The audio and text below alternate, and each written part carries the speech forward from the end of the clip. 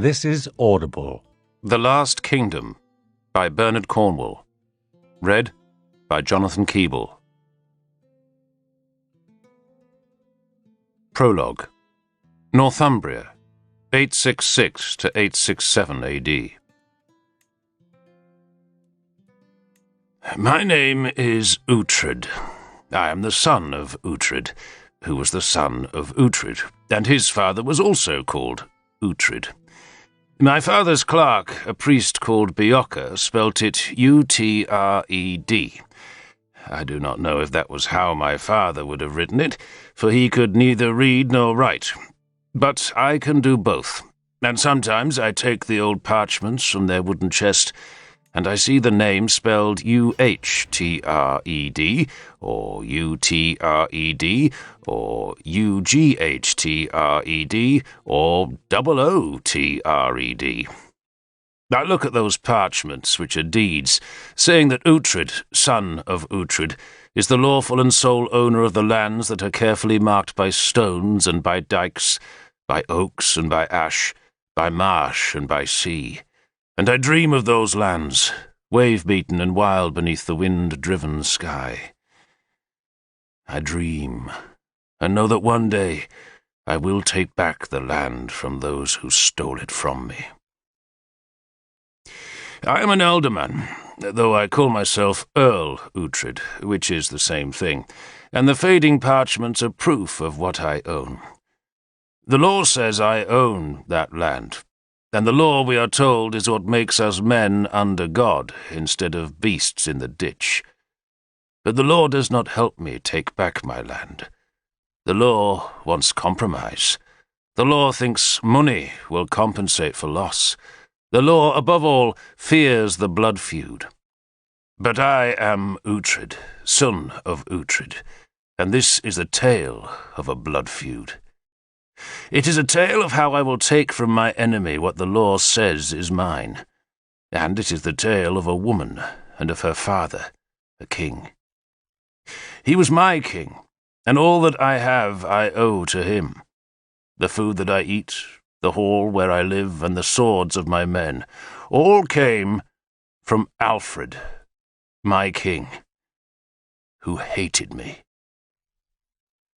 This story begins long before I met Alfred. It begins when I was 9 years old and first saw the Danes. It was the year 866, and I was not called Uhtred then, but Osbert, for I was my father's second son, and it was the eldest who took the name Uhtred. My brother was 17 then, tall and well-built, with our family's fair hair and my father's morose face. The day I first saw the Danes, we were riding along the seashore with hawks on our wrists. There was my father's brother, my brother, myself, and a dozen retainers. It was autumn. The sea cliffs were thick with the last growth of summer. There were seals on the rocks, and a host of seabirds wheeling and shrieking, too many to let the hawks off their leashes. We rode till we came to the criss-crossing shallows that rippled between our land and Lindisfarne, the Holy Island, and I remember staring across the water at the broken walls of the abbey.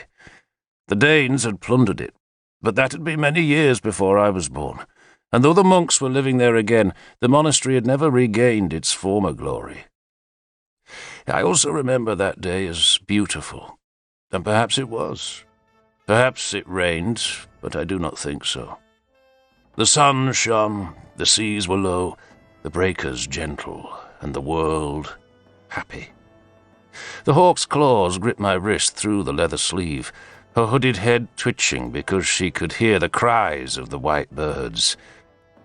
We had left the fortress in the forenoon, riding north, and though we carried hawks, we did not ride to hunt, but rather so my father could make up his mind. We ruled this land.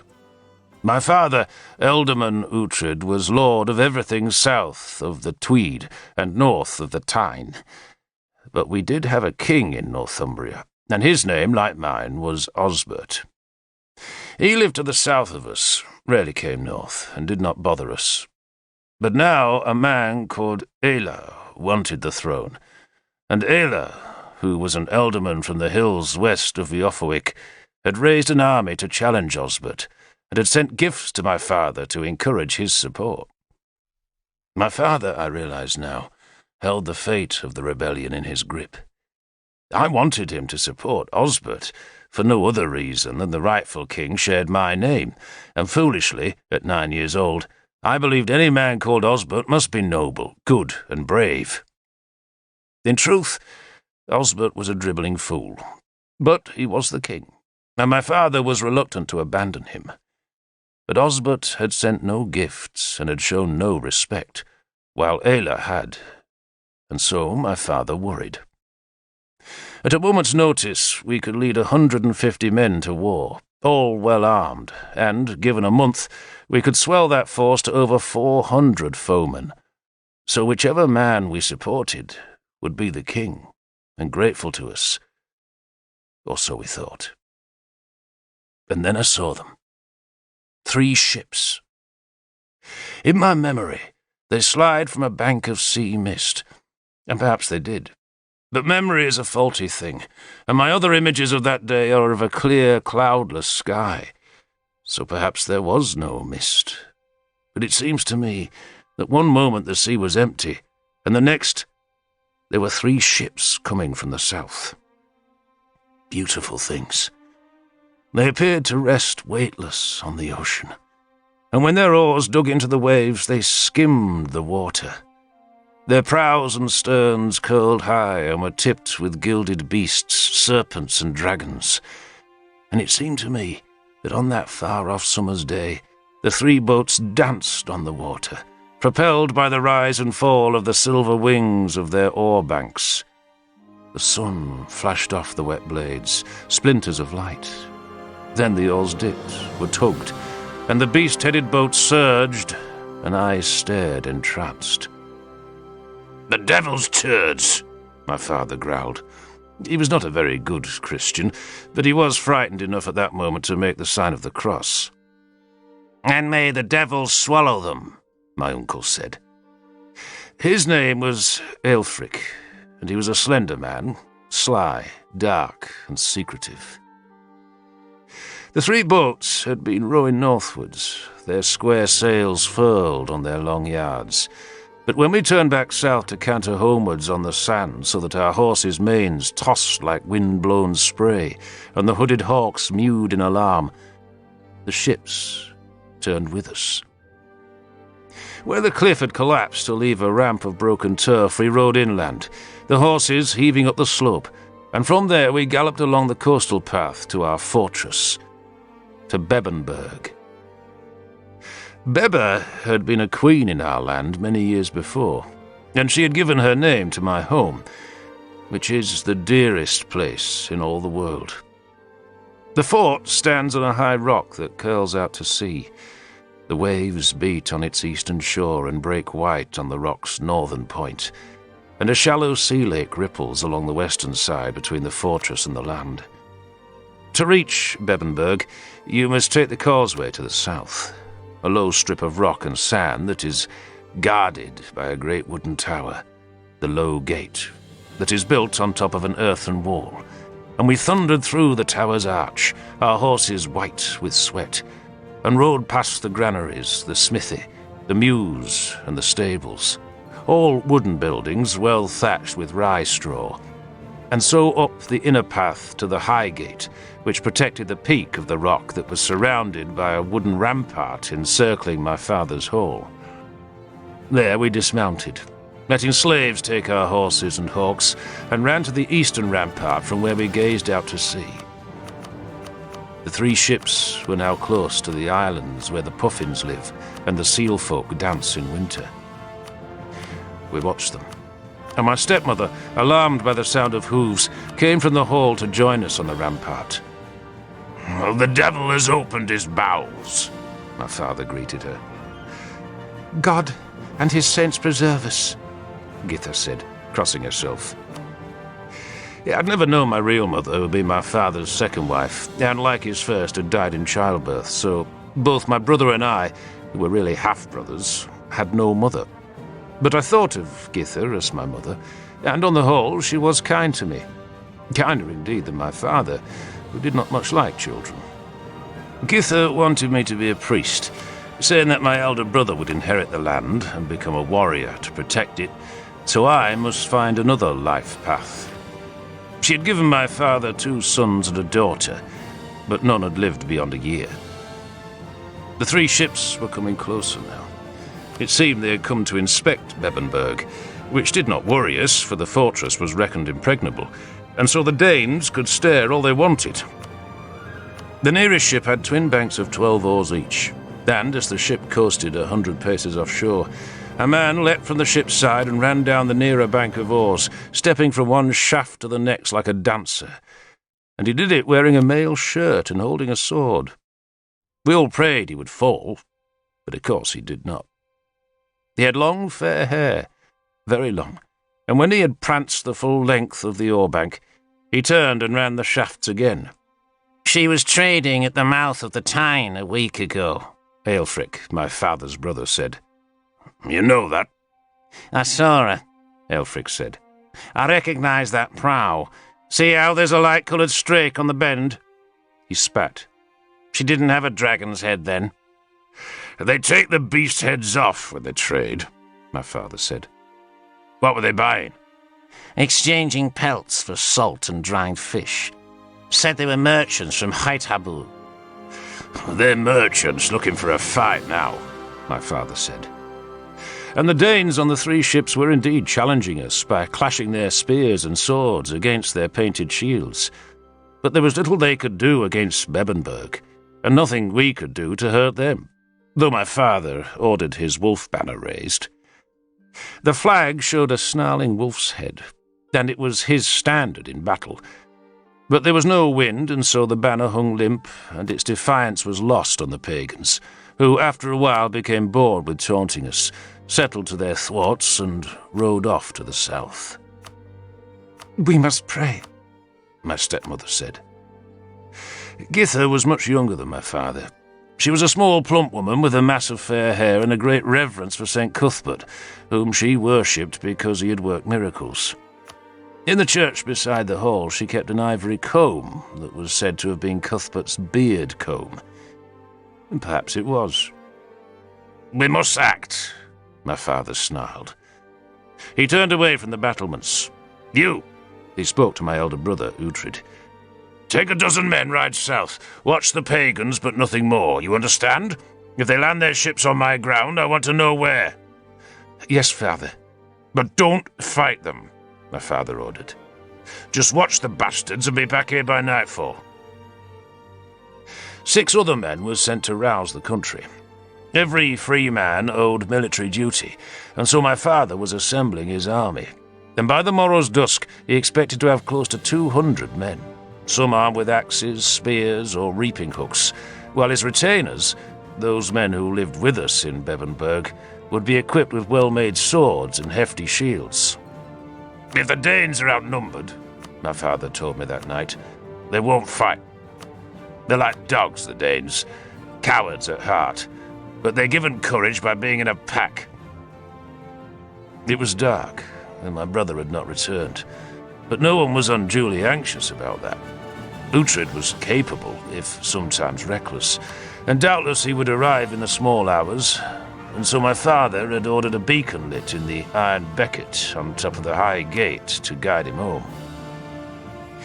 We reckoned we were safe in Bebbanburg, for it had never fallen to an enemy's assault. Yet my father and uncle were still worried that the Danes had returned to Northumbria. "They're looking for food," my father said. "The hungry bastards want to land, steal some cattle, and sail away." I remember my uncle's words, how the ships had been at the mouth of the Tyne trading furs for dried fish. So how could they be hungry? But I said nothing. I was 9 years old, and what did I know of Danes? I did know that they were savages, pagans, and terrible. I knew that for 2 generations before I was born, their ships had raided our coasts. I knew that Father Bioka, my father's clerk and our mass priest, prayed every Sunday to spare us from the fury of the Northmen. But that fury had passed me by. No Danes had come to our land since I'd been born, but my father had fought them often enough, and that night, as we waited for my brother to return, he spoke of his old enemy. They came, he said, from northern lands, where ice and mist prevailed. They worshipped the old gods, the same ones we had worshipped before the light of Christ came to bless us. And when they had first come to Northumbria, he told me, fiery dragons had whipped across the northern sky. Great bolts of lightning had scarred the hills, and the sea had been churned by whirlwinds. "They are sent by God," Githers said timidly, "to punish us." "Punish us for what?" my father demanded savagely. "For our sins," Githers said, making the sign of the cross. "Our sins be damned," my father snarled. "They come here because they're hungry." He was irritated by my stepmother's piety, and he refused to give up his wolf's head banner that proclaimed our family's descent from Woden, the ancient Saxon god of battles. The wolf, Ealdwulf, the smith, had told me, was one of Woden's 3 favoured beasts, the others being the eagle and the raven. My mother wanted our banner to show the cross, but my father was proud of his ancestors, though he rarely talked about Woden. Even at 9 years old, I understood that a good Christian should not boast of being spawned by a pagan god. But I also liked the idea of being a god's descendant, and Ealdwulf often told me tales of Woden, how he had rewarded our people by giving us the land we called England, and how he had once thrown a war spear clear around the moon, and how his shield could darken the midsummer sky, and how he could reap all the corn in the world with one stroke of his great sword. I liked those tales. They were better than my stepmother's stories of Cuthbert's miracles. Christians, it seemed to me, were forever weeping, and I did not think Woden's worshippers cried much. We waited in the hall. It was, indeed it still is, a great wooden hall, strongly thatched and stout-beamed, with a harp on a dais and a stone hearth in the centre of the floor. It took a dozen slaves a day to keep that great fire going, dragging the wood along the causeway and up through the gates, and at summer's end we would make a log pile bigger than the church, just as a winter store. At the edges of the hall were timber platforms, filled with rammed earth and layered with woolen rugs, and it was on those platforms that we lived, up above the draughts. The hounds stayed on the bracken-strewn floor below, where lesser men could eat at the year's 4 great feasts. There was no feast that night, just bread and cheese and ale, and my father waited for my brother, and wondered aloud if the Danes were restless again. "Well, they usually come for food and plunder," he told me, "but in some places they've stayed and taken land." "You think they want our land?" I asked. "They'll take any land," he said irritably. He was always irritated by my questions, but that night he was worried, and so he talked on. "Their own land is stone and ice, and they have giants threatening them." I wanted him to tell me more about the giants, but he brooded instead. "Our ancestors," he went on after a while, "took this land. They took it and made it and held it. We do not give up what our ancestors gave us. They came across the sea, and they fought here, and they built here, and they're buried here. This is our land, mixed with our blood, strengthened with our bone. Ours." He was angry, but he was often angry. He glowered at me as if wondering whether I was strong enough to hold this land of Northumbria that our ancestors had won with sword and spear and blood and slaughter. We slept after a while, or at least I slept. I think my father paced the ramparts, but by dawn he was back in the hall, and it was then I was woken by the horn at the high gate, and I stumbled off the platform and out into the morning's first light. There was dew on the grass, a sea-eagle circling overhead, and my father's hounds streaming from the hall door in answer to the horn's call. I saw my father running down to the lower gate, and I followed him until I could wriggle my way through the men who were crowding onto the earthen rampart to stare along the causeway. Horsemen were coming from the south. There were a dozen of them, their horses' hooves sparkling with the dew. My brother's horse was in the lead. It was a brindled stallion, wild-eyed and with a curious gait. It threw its forelegs out as it cantered, and no one could mistake that horse. But it was not Uhtred who rode it. The man bestride the saddle had long hair the colour of pale gold, hair that tossed like the horse's tails as he rode. He wore mail, had a flapping scabbard at his side and an axe slung across one shoulder, and I was certain he was the same man who had danced the oar shafts the previous day. His companions were in leather or wool, and as they neared the fortress, the long-haired man signalled that they should curb their horses as he rode ahead alone.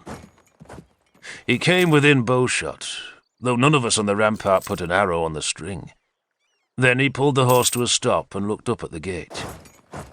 He stared all along the line of men, a mocking expression on his face.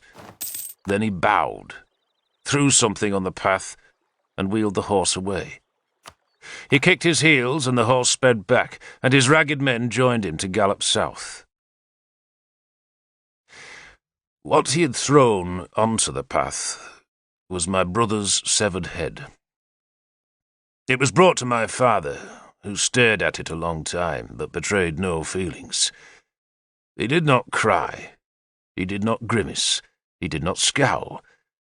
He just looked at his eldest son's head, and then he looked at me. "From this day on," he said, "your name is Uhtred." Which is how I was named. Father Bjorka insisted that I should be baptized again, or else heaven would not know who I was when I arrived with the name Uhtred.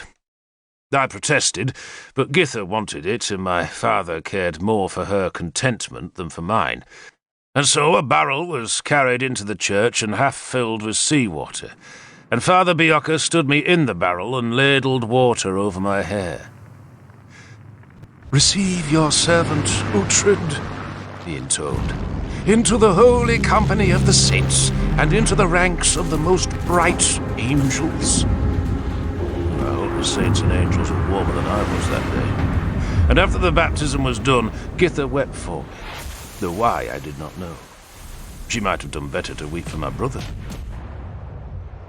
We found out what had happened to him. The 3 Danish ships had put into the mouth of the river Aln, where there was a small settlement of fishermen and their families. Those folk had prudently fled inland, though a handful stayed and watched the river mouth from woods on higher ground. And they said my brother had come at nightfall and seen the Vikings torching the houses. They were called Vikings when they were raiders, but Danes or pagans when they were traders. And these men had been burning and plundering, so were reckoned to be Vikings. There had seemed very few of them in the settlement. Most were on their ships, and my brother decided to ride down to the cottages and kill those few. But of course, it was a trap. The Danes had seen his horsemen coming. They had hidden a ship's crew north of the village, and those 40 men closed behind my brother's party and killed them all. My father claimed his eldest son's death must have been quick, which was a consolation to him. But of course, it was not a quick death, for he lived long enough for the Danes to discover who he was, or else why would they have brought his head back to Bebbanburg? The fishermen said they tried to warn my brother, but I doubt they did. Men say such things so that they are not blamed for disaster, but whether my brother was warned or not, he still died, and the Danes took 13 fine swords, 13 good horses, a coat of mail, a helmet, and my old name. But that was not the end of it. A fleeting visit by 3 ships was no great event, but a week after my brother's death, we heard that a great Danish fleet had rowed up the rivers to capture Eofolik. They had won that victory on All Saints' Day, which made Githa weep, for it suggested God had abandoned us. But there was also good news, for it seemed that my old namesake, King Osbert, had made an alliance with his rival, the would-be King Aela, and they'd agreed to put aside their rivalry, join forces, and take Eoforwic back. Well, that sounds simple, but of course it took time. Messengers rode, advisors confused, priests prayed, and it was not till Christmas that Osbert and Aela sealed their peace with oaths. And then they summoned my father's men. But of course, we could not march in winter. The Danes were in Eoforwic, and we left them there until the early spring, when news came that the Northumbrian army would gather outside the city and, to my joy, my father decreed that I would ride south with him. He's too young, Githa protested. He's almost 10, my father said, and he must learn to fight. He would be better served by continuing his lessons, she said. A dead reader is no use to Bebbanburg, my father said. And Uhtred is now the heir, so he must learn to fight. That night, he made Bjorka show me the parchments kept in the church. The parchments that said we owned the land. Bjorka had been teaching me to read for 2 years, but I was a bad pupil, and, to Bjorka's despair, I could make neither head nor tail of the writings. Bjorka sighed, then told me what was in them. They describe the land, he said. The land your father owns. And they say the land is his by God's law and by our own law. And one day, it seemed, the lands will be mine. For that night my father dictated a new will, in which he said that if he died, then Bebbanburg would belong to his son Uhtred, and I would be Ealdorman.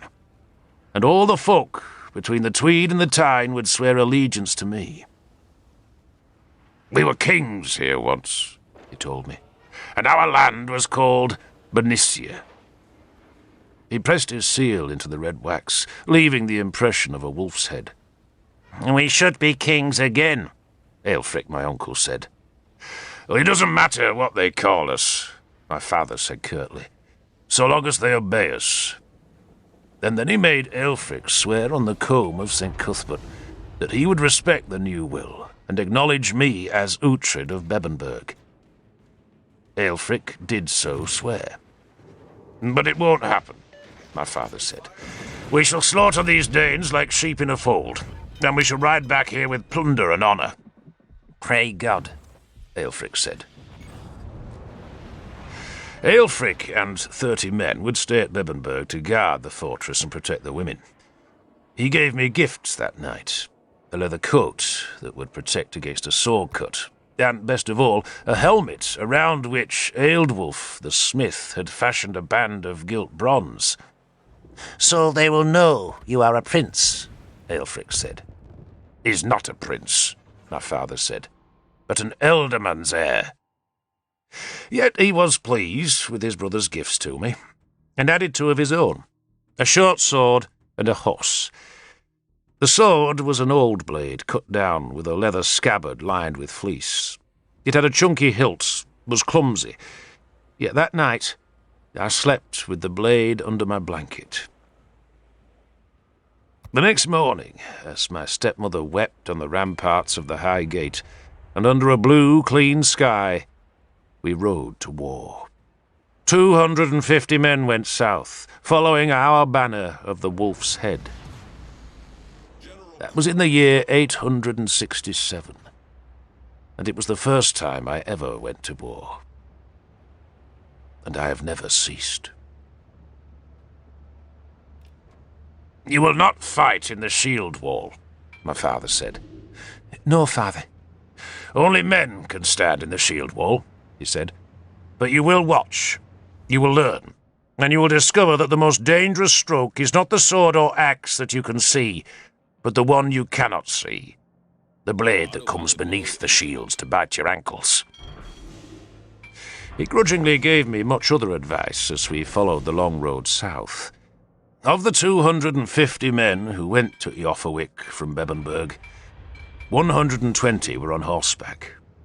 Those were my father's household men, or else the wealthier farmers, the ones who could afford some kind of armour and had shields and swords. Most of the men were not wealthy, but they were sworn to my father's cause, and they marched with sickles, spears, reaping hooks, fish gaffs, and axes. Some carried hunting bows, and all had been ordered to bring a week's food, which was mostly hard bread, harder cheese, and smoked fish. Many were accompanied by women. My father had ordered that no women were to march south, but he did not send them back, reckoning that the women would follow anyway, and that men fought better when their wives or lovers were watching. And he was confident that those women would see the levy of Northumbria give the Danes a terrible slaughter. He claimed we were the hardest men of England, much harder than the soft Mercians.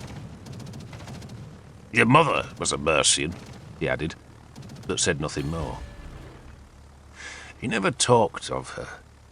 I knew they had been married less than a year, that she had died giving birth to me, and that she was an elder man's daughter, but as far as my father was concerned, she might never have existed. He claimed to despise the Mercians, but not as much as she scorned the coddled West Saxons. They don't know hardship in Wessex, he maintained, but he reserved his severest judgment for the East Anglians.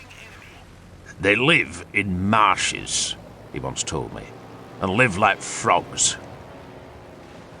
We Northumbrians had always hated the East Anglians, for long ago they had defeated us in battle, killing Ethelfrith, our king, and husband to the Bebba, after whom our fortress was named. I was to discover later that the East Anglians had given horses and winter shelter to the Danes who had captured Eoforwick, so my father was right to despise them. They were treacherous frogs. Father Bjorka rode south with us.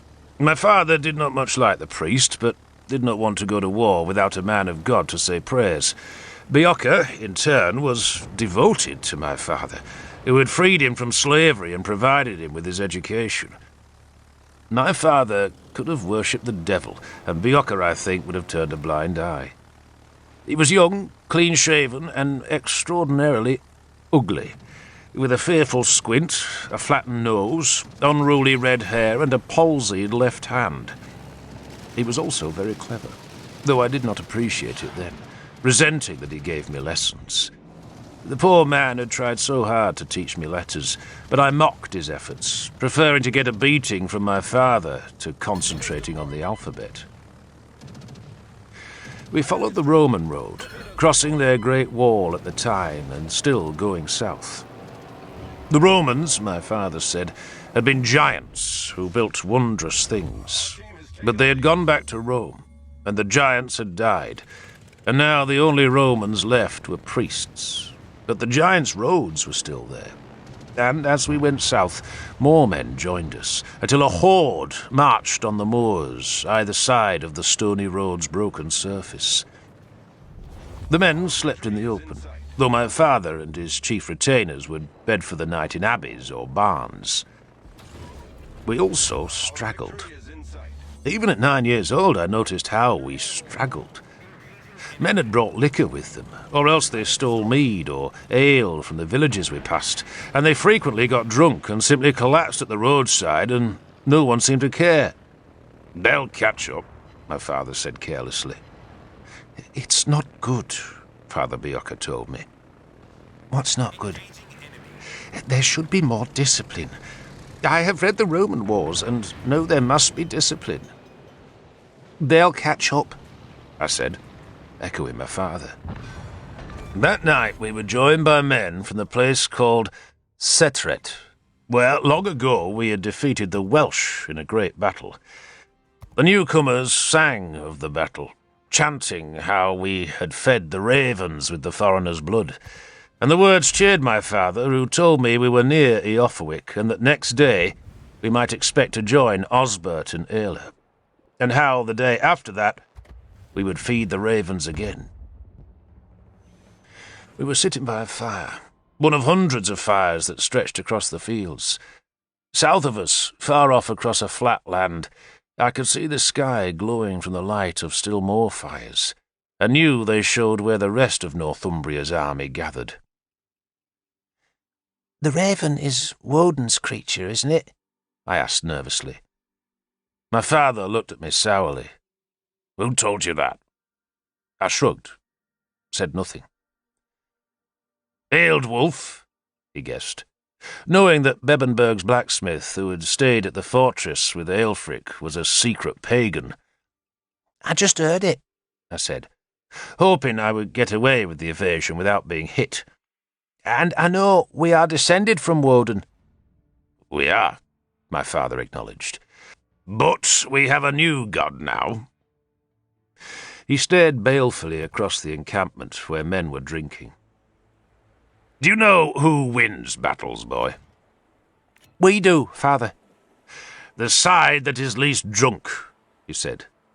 And then, after a pause, "But it helps to be drunk." "Why?"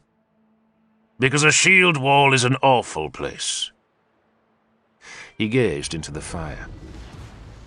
"I've been in 6 shield walls," he went on, "and prayed every time it would be the last. Your brother, now, he was a man who might have loved the shield wall. He had courage." He fell silent, thinking, then scowled. "The man who brought his head. I want his head. I want to spit into his dead eyes, then put his skull on a pole above the low gate." You will have it, I said. He sneered at that. "What do you know?" he asked. "I brought you, boy, because you must see battle. Because our men must see that you are here. But you will not fight. You're like a young dog who watches the old dogs kill the boar but doesn't bite. Watch and learn. Watch and learn. And maybe one day you'll be useful. But for now, you're nothing but a pup." He dismissed me with a wave. Next day, the Roman road ran across a flat land, crossing dikes and ditches, until at last we came to where the combined armies of Osbert and Aelle had made their shelters. Beyond them, and just visible through the scattered trees, was Elferwick, and that was where the Danes were. Elferwick was, and still is, the chief city of northern England. It possesses a great abbey, an archbishop, a fortress, high walls, and a vast market. It stands beside the river Ouse, and boasts a bridge, but ships can reach Elferwick from the distant sea, and that was how the Danes had come. They must have known that Northumbria was weakened by civil war, that Osbert, the rightful king, had marched westwards to meet the forces of the pretender Aelle, and in the absence of the king they had taken the city. It would not have been difficult for them to have discovered Osbert's absence. The trouble between Osbert and Aelle had been brewing for weeks, and Elferwick was filled with traders, many from across the sea, who would have known of the two men's bitter rivalry. One thing I learned about the Danes was that they knew how to spy. The monks who write the chronicles tell us that they came from nowhere, their dragon-proud ships suddenly appearing from a blue vacancy. But it was rarely like that. The Viking crews might attack unexpectedly, but the big fleets, the war fleets, went where they knew there was already trouble. They found an existing wound and filled it like maggots. My father took me close to the city. He and a score of his men, all of us mounted and all wearing mail or leather. We could see the enemy on the wall. Some of the wall was built of stone. That was the Roman work, but much of the city was protected by an earth wall, topped by a high wooden palisade, and to the east of the city, part of that palisade was missing. It seemed to have been burned, for we could see charred wood on top of the earthen wall where fresh stakes had been driven to hold the new palisade that would replace the burned fence. Beyond the new stakes was a jumble of thatched roofs, the wooden bell towers of 3 churches, and on the river, the masts of the Danish fleet. Our scouts claim there were 34 ships, which was said to mean the Danes had an army of around 1,000 men. Our own army was larger, nearer to 1,500, though it was difficult to count. No one seemed to be in charge. The two leaders, Osbert and Aelle, camped apart, and though they had officially made peace, they refused to speak to each other, communicating instead through messengers. My father, the third most important man in the army, could talk to both, but he was not able to persuade Osbert and Aelle to meet, let alone agree on a plan of campaign. Osbert wished to besiege the city and starve the Danes out, while Aelle urged an immediate attack. The rampart was broken, he said, and an assault would drive deep into the tangle of streets where the Danes could be hunted down and killed. I do not know which course my father preferred, for he never said. But in the end, the decision was taken away from us. Our army could not wait. We had brought some food, but that was soon exhausted, and men were going even farther afield to find more, and some of those men did not return. They just slipped home. Other men grumbled that their farms needed work, and if they did not return home, they would face a hungry year. A meeting was called of every important man, and they spent all day arguing. Osbert attended the meeting, which meant Aelle did not, though one of his chief supporters was there, and hinted that Osbert's reluctance to assault the city was caused by cowardice. Perhaps it was, for Osbert did not respond to the jibe, proposing instead that we dug our own forts outside the city. 3 or 4 such forts, he said, would trap the Danes. Our best fighters could man the forts, and our other men could go home to look after the fields. Another man proposed building a new bridge across the river, a bridge that would trap the Danish fleet, and he argued the point tediously, though I think everyone knew that we did not have the time to make a bridge across such a wide river. Besides, King Osbert said, we want the Danes to take their ships away. Let them go back to the sea. Let them go and trouble someone else. A bishop pleaded for more time, saying that Ealdorman Egbert, who held land south of Uffolwick, had yet to arrive with his men. Nor is Rigsig here, a priest said, speaking of another great lord. He's sick, Osbert said. Sickness of courage, Aelle's spokesman sneered. Give them time, the bishop suggested. With Egbert's and Rigsig's men, we shall have enough troops to frighten the Danes with sheer numbers. My father said nothing at the meeting, though it was plain many men wanted him to speak, and I was perplexed that he stayed silent. But that night, Bjorka explained why.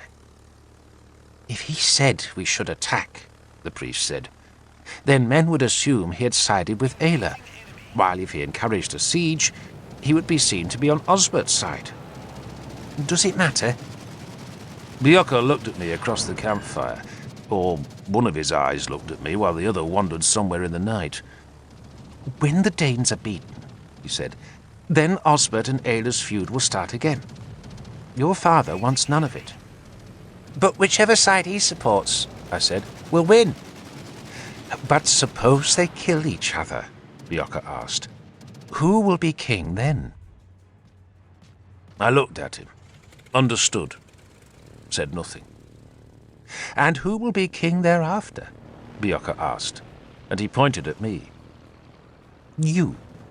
And a king should be able to read and write. A king, I answered scornfully, can always hire men who can read and write.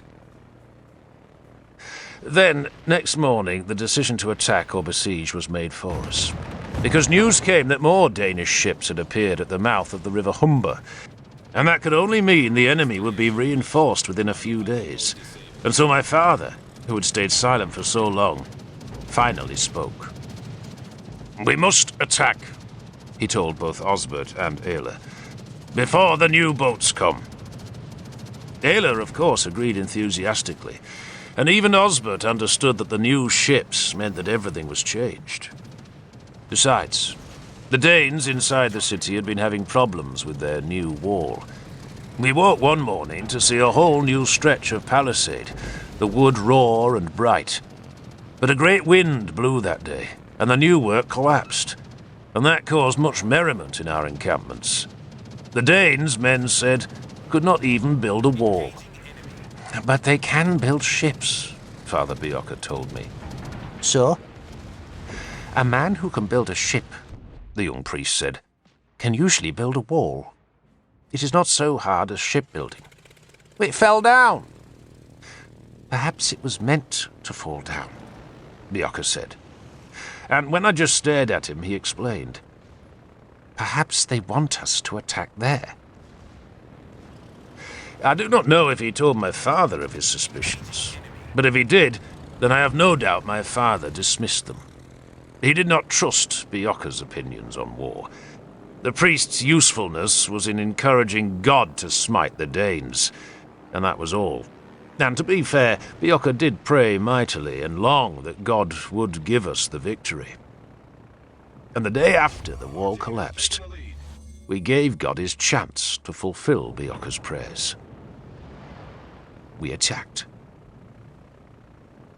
I do not know if every man who assaulted Iofawik was drunk, but they would have been, had there been enough mead, ale, and birch wine to go round. The drinking had gone on much of the night, and I woke to find men vomiting in the dawn. Those few who, like my father, possessed mail shirts pulled them on. Most were armoured in leather, while some men had no protection other than their coats. Weapons were sharpened on whetstones. The priests walked round the camp scattering blessings, while men swore oaths of brotherhood and loyalty. Some banded together and promised to share their plunder equally. A few looked pale, and more than a handful sneaked away through the dikes that crossed the flat, damp landscape. A score of men were ordered to stay at the camp and guard the women and horses, though Father Bioka and I were both ordered to mount. "You'll stay on horseback," my father told me, "and you'll stay with him," he added to the priest. Of course, my lord, Bioka said. "If anything happens," my father was deliberately vague, "then ride to Bebenberg, shut the gate and wait there." God is on our side, Bioka said. My father looked a great warrior, which indeed he was, though he claimed to be getting too old for fighting.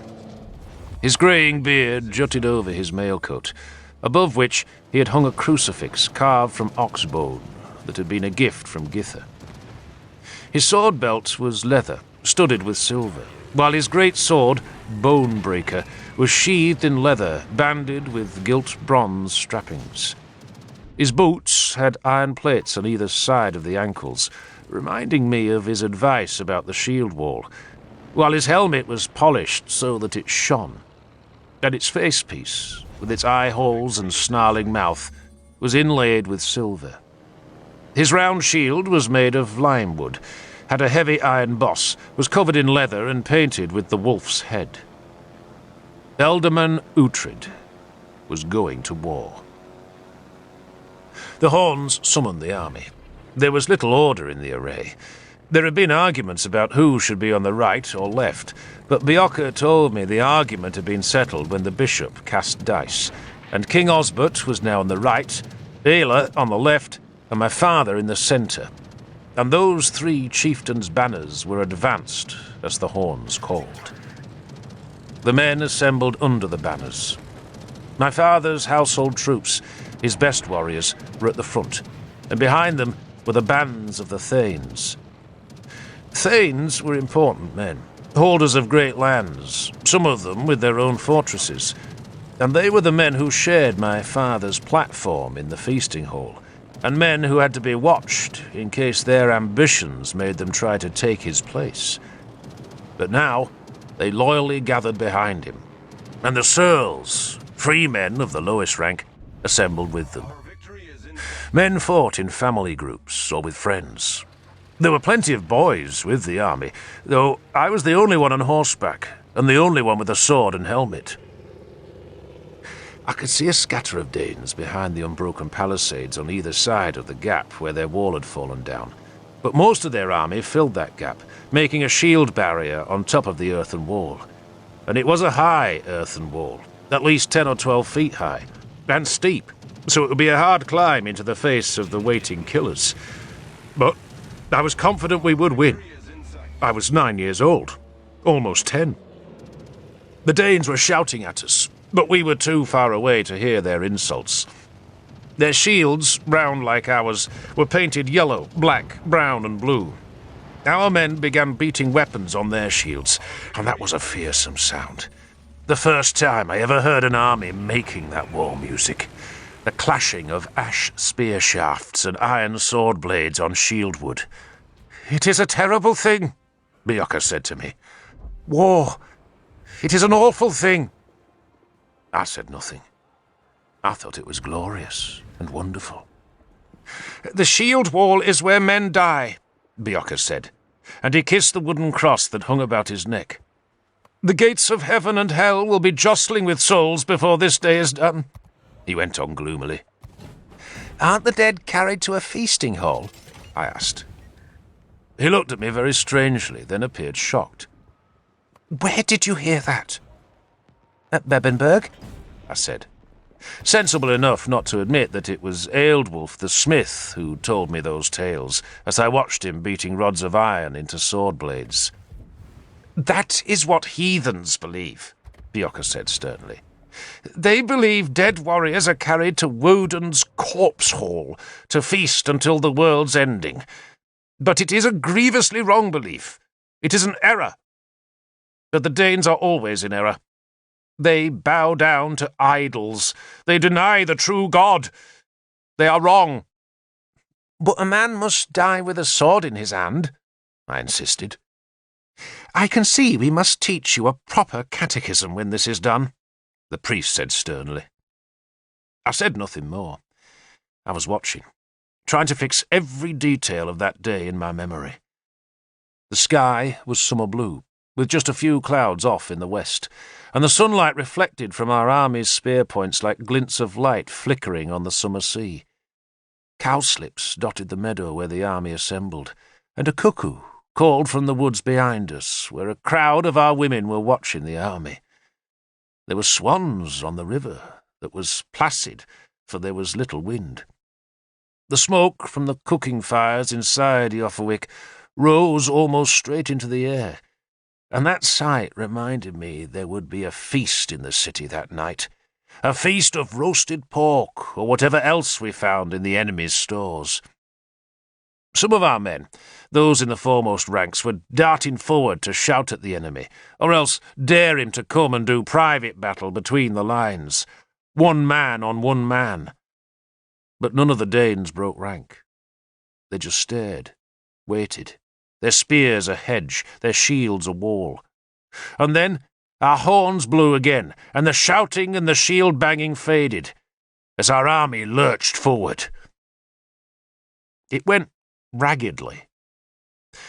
Later, much later, I was to understand the reluctance of men to launch themselves against a shield wall, let alone a shield wall held at the top of a steep earthen bank.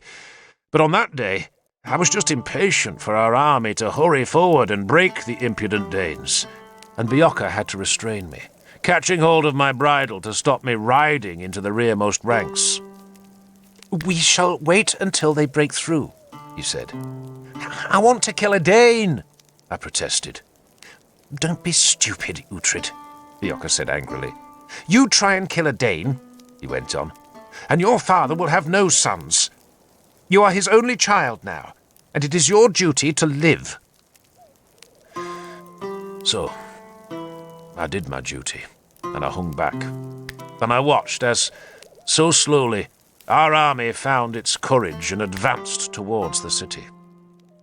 The river was on our left, the empty encampment behind our right, and the inviting gap in the city wall was to our front. And there the Danes were waiting silently, their shields overlapping. "The bravest will go first," Bjorka said to me, "and your father will be one of them. They will make a wedge, what the Latin authors call a porcinum caput. You know what that means?" No. Nor did I care. a swine's head, like the tusk of a boar. The bravest will go first, and if they break through, the others will follow. Bjorka was right. 3 wedges formed in front of our lines. 1 each from the household troops of Osbert, Ayla, and my father. The men stood close together, their shields overlapping like the Danish shields, while the rearward ranks of each wedge held their shields high like a roof. And then, when they were ready, the men in the 3 wedges gave a great cheer and started forward. They did not run. I had expected them to run, but men cannot keep the wedge tight if they run. The wedge is war in slow time. Slow enough for the men inside the wedge to wonder how strong the enemy is, and to fear that the rest of the army will not follow. But they did. The 3 wedges had not gone more than 20 paces before the remaining mass of men moved forward. I want to be closer, I said. You will wait, Bjorka said. I could hear the shouts now, shouts of defiance and shouts to give a man courage. And then the archers on the city walls loosed their bows, and I saw the glitter of the feathers as the arrows slashed down towards the wedges. And a moment later, the throwing spears came, arching over the Danish line to fall on the upheld shields. Amazingly, at least to me, it seemed that none of our men was struck, though I could see their shields were stuck with arrows and spears like hedgehog spines. And still the 3 wedges advanced, and now our own bowmen were shooting at the Danes, and a handful of our men broke from the ranks behind the wedges to hurl their own spears at the enemy's shield wall. Not long now, Bjorka said nervously. He made the sign of the cross. He was praying silently, and his crippled left hand was twitching. I was watching my father's wedge, the central wedge, the one just in front of the wolf's head banner, and I saw the closely touching shields vanish into the ditch that lay in front of the earthen wall, and I knew my father was perilously close to death, and I urged him to win, to kill, to give the name Uhtred of Bebbanburg even more renown. And then I saw the shield wedge emerge from the ditch, and, like a monstrous beast, crawl up the face of the wall. The advantage they have, Bjorka said in the patient voice he used for teaching, is that the enemy's feet are easy targets when you come from below. I think he was trying to reassure himself, but I believed him anyway. And it must have been true, for my father's formation, first up the wall, did not seem to be checked when they met the enemy's shield wall. I could see nothing now, except the flash of blades rising and falling, and I could hear that sound, the real music of battle, the chop of iron on wood, iron on iron. Yet the wedge was still moving. Like a boar's razor-sharp tusk, it had pierced the Danish shield wall and was moving forward. And though the Danes wrapped around the wedge, it seemed our men were winning, for they pressed forward across the earthen bank, and the soldiers behind must have sensed that Ealdorman Uhtred had brought them victory, for they suddenly cheered and surged to help the beleaguered wedge. God be praised, Bjorka said, for the Danes were fleeing. One moment they had formed a thick shield wall, bristling with weapons, and now they were vanishing into the city, and our army, with the relief of men whose lives have been spared, charged after them. Slowly now, Bjorka said, walking his horse forward and leading mine by the bridle. The Danes had gone. Instead, the earthen wall was black with our men, who were scrambling through the gap in the city's ramparts, then down the bank's farther side into the streets and alleyways beyond. The 3 flags, my father's wolf head, Ayla's war axe, and Osbert's cross, were inside Jovowick. I could hear men cheering, and I kicked my horse, forcing her out of Bjorka's grasp. "Come back!" he shouted. But though he followed me, he did not try to drag me away. We had won. God had given us victory, and I wanted to be close enough to smell the slaughter. Neither of us could get into the city because the gap in the palisade was choked with our men, but I kicked the horse again, and she forced her way into the press. Some men protested at what I was doing. Then they saw the gilt bronze circle on my helmet and knew I was nobly born, and so they tried to help me through, while Bjorka, stranded at the back of the crowd, shouted that I should not get too far ahead of him. "Catch up!" I called back to him. Then he shouted again. But this time his voice was frantic, terrified, and I turned to see Danes streaming across the field where our army had advanced. It was a horde of Danes, who must have sallied from the city's northern gate to cut off our retreat, and they must have known we would retreat, because it seemed they could build walls after all, and had built them across the streets inside the city, then feigned flight from the ramparts to draw us into their killing ground. And now they sprang the trap. Some of the Danes who came from the city were mounted, most were on foot, and Bjorka panicked. I do not blame him. The Danes like killing Christian priests, and Bjorka must have seen death, did not desire martyrdom, and so he turned his horse and kicked it hard, and it galloped away beside the river, and the Danes, not caring about the fate of one man where so many were trapped, let him go. It is a truth that in most armies the timid men and those with the feeblest weapons are at the back. The brave go to the front, the weak seek the rear. So if you can get to the back of an enemy army, you'll have a massacre. I'm an old man now, and it has been my fate to see panic flicker through many armies. That panic is worse than the terror of sheep penned in a cleft and being assaulted by wolves, more frantic than the writhing of salmon caught in a net and dragged to the air. The sound of it must tear the heavens apart. But to the Danes that day, it was the sweet sound of victory, and to us, it was death. I tried to escape. God knows I panicked too. I'd seen Bjorka racing away beside the riverside willows, and I managed to turn the mare, but then one of our own men snatched at me, presumably wanting my horse, and I had the wit to draw my short sword and hack blindly at him as I kicked back my heels. But all I achieved was to ride out of the panicked mass into the path of the Danes. And all around me, men were screaming, and the Danish axes and swords were chopping and swinging. The grim work, the blood feast, the song of the blade, they call it. And perhaps I was saved for a moment, because I was the only one in our army who was on horseback, and a score of the Danes were also mounted, and perhaps they mistook me for one of their own. But then one of those Danes called to me in a language I did not speak, and I looked at him, and saw his long hair unhelmeted, his long fair hair and his silver-coloured mail and the wide grin on his wild face. And I recognized him as the man who had killed my brother. And, like the fool I was, I screamed at him. A standard-bearer was just behind the long-haired Dane, flaunting an eagle's wing on a long pole. Tears were blurring my sight, and perhaps the battle madness came onto me, because despite my panic, I rode at the long-haired Dane and struck at him with my small sword, and his sword parried mine, and my feeble blade bent like a herring's spine. It just bent, and he drew back his own sword for the killing stroke, saw my pathetic bent blade, and began to laugh. I was pissing myself.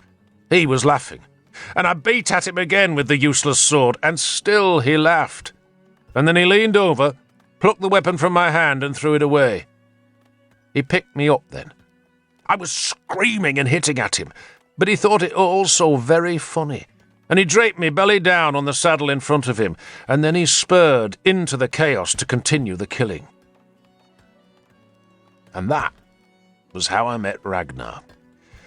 Ragnar the Fearless, my brother's killer, and the man whose head was supposed to grace a pole on Bebbanburg's ramparts.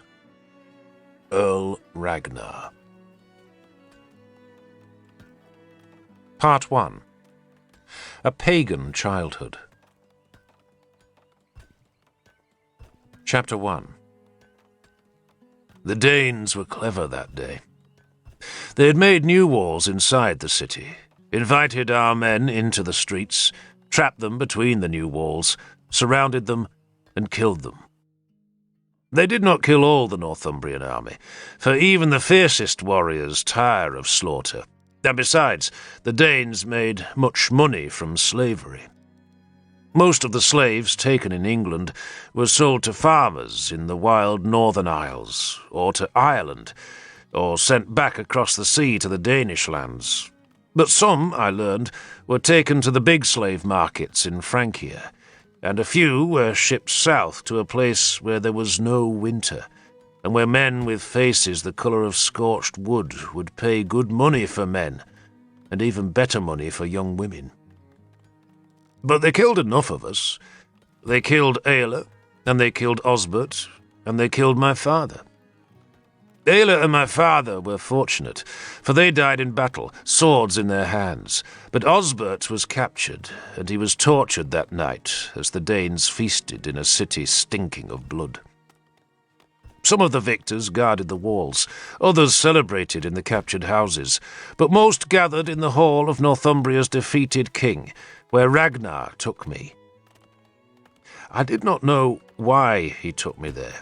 I half expected to be killed or at best sold into slavery.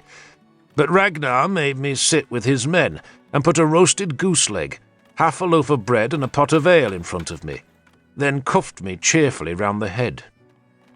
The other Danes ignored me at first. They were too busy getting drunk and cheering the fights which broke out once they were drunk.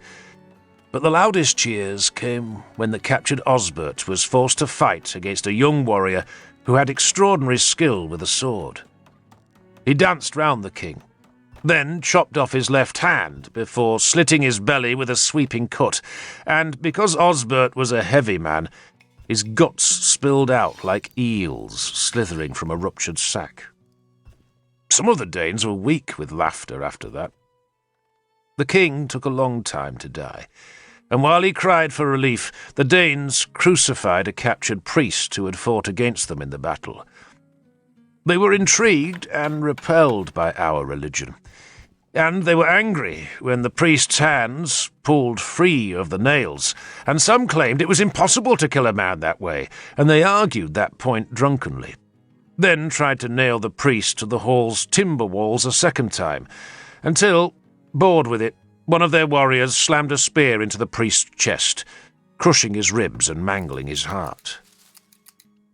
A handful of them turned on me once the priest was dead, and because I had worn a helmet with a gilt bronze circlet, they thought I must be a king's son, and they put me in a robe, and a man climbed onto the table to piss on me. And just then, a huge voice bellowed at them to stop, and Ragnar bullied his way through the crowd. He snatched the robe from me and harangued the men, telling them I knew not what, but whatever he said made them stop. And Ragnar then put an arm round my shoulders and took me to a dais at the side of the hall and gestured I should climb up to it. An old man was eating alone there. He was blind, both eyes milky white, and had a deep-lined face framed by grey hair as long as Ragnar's. He heard me clamber up and asked a question, and Ragnar answered and then walked away. "You must be hungry, boy," the old man said in English. I did not answer. I was terrified of his blind eyes. "Have you vanished?" he asked. "Did the dwarves pluck you down to the underearth?" "I'm hungry," I admitted. "Ah, so you are there after all," he said. "And there's pork here, and bread and cheese and ale. Tell me your name." I almost said Osbert, then remembered I was Uhtred. "Uhtred," I said. "An ugly name," the old man said. "But my son said I was to look after you, so I will. But you must look after me, too. Could you cut me some pork?" "Your son?" I asked. "Earl Ragnar," he said. "Sometimes called Ragnar the Fearless. Who were they killing in here?" "The king," I said, "and a priest." "Which king?" "Osbert." "Did he die well?" "No." "Then he shouldn't have been king." "Are you a king?" I asked. He laughed. "I am Raven," he said. "And once I was an earl and a warrior. But now I am blind, so I am no use to anyone. They should beat me over the head with a cudgel and send me on my way to the netherworld. I said nothing to that because I did not know what to say. But I try to be useful, Raven went on, his hands groping for bread. I speak your language, and the language of the Britons, and the tongue of the Wends, and the speech of the Frisians, and that of the Franks. Language is now my trade, boy, because I have become a skald. A skald? A scop, you would call me. A poet, a weaver of dreams, a man who makes glory from nothing and dazzles you with its making. And my job now is to tell this day's tale in such a way that men will never forget our great deeds. But if you cannot see, I asked, how can you tell what happened? Raven laughed at that. Have you heard of Odin? Then you should know that Odin sacrificed one of his own eyes so that he could obtain the gift of poetry. So perhaps I am twice as good a skald as Odin, eh? I'm descended from Woden, I said. Are you? He seemed impressed, or perhaps he just wanted to be kind. So, who are you, Uhtred, descendant of the great Odin? I am the Elderman of Bebbanburg, I said. And that reminded me I was fatherless, and my defiance crumbled, and, to my shame, I began to cry.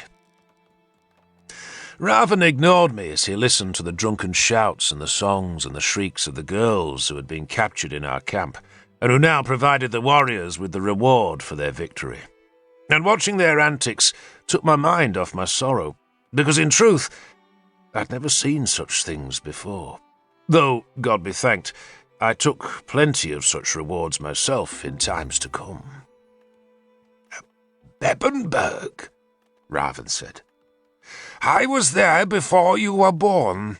It was 20 years ago. At Bebbanburg? Not in the fortress, he admitted. It was far too strong.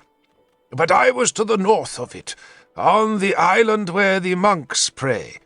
I killed 6 men there. Not monks, men. Warriors. He smiled to himself, remembering. Now, tell me, Elderman Uhtred of Bebbanburg, he went on. What is happening? So I became his eyes, and I told him of the men dancing, and the men stripping the women of their clothes, and what they then did to the women. But Raven had no interest in that. What, he wanted to know, are Ivar and Uber doing? Ivar and Uber? They will be on the high platform. Uber is the shorter and looks like a barrel with a beard, and Ivar is so skinny that he is called Ivar the Boneless. He is so thin that you could press his feet together and shoot him from a bowstring. I learned later that Ivar and Uber were the 2 oldest of 3 brothers, and the joint leaders of this Danish army. Uber was asleep, his black-haired head cushioned by his arms, that in turn were resting on the remnants of his meal. But Ivar the Boneless was awake. He had sunken eyes, a face like a skull, yellow hair drawn back to the nape of his neck, and an expression of sullen malevolence. His arms were thick with the golden rings Danes like to wear to prove their prowess in battle, while a gold chain was coiled around his neck. 2 men were talking to him. One, standing just behind Ivar, seemed to whisper into his ear, while the other, a worried-looking man, sat between the 2 brothers. I described all this to Raven, who wanted to know what the worried man sitting between Ivar and Uber looked like. No arm rings, I said. A gold circlet around his neck. Brown hair, long beard, quite old. Everyone looks old to the young, Raven said. That must be King Egbert. King Egbert? I'd never heard of such a person. "He was Ealdorman Egbert," Raven explained. "But he made his peace with us in the winter, and we have rewarded him by making him king here in Northumbria. He is king, but we are the lords of the land." He chuckled, and young as I was, I understood the treachery involved. Ealdorman Egbert held estates to the south of our kingdom, and was what my father had been in the north, a great power, and the Danes had suborned him, kept him from the fight, and now he would be called king. Yet it was plain that he would be a king on a short leash. "If you are to live," Raven said to me, "then it would be wise to pay your respects to Egbert.